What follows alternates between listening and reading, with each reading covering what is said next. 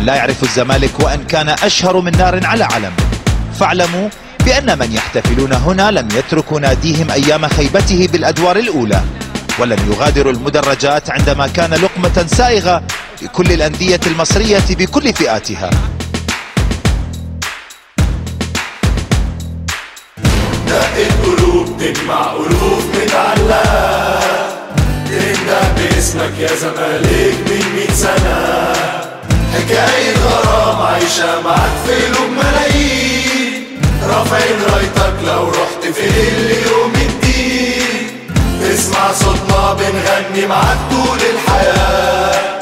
لو عمر فات تبقى حكايات هداي السنين، بداية التاريخ من 911 اتلموا الناس على حب واسمه انتشر، شفنا معاه أمجاد وتاريخ ما بينتهيش،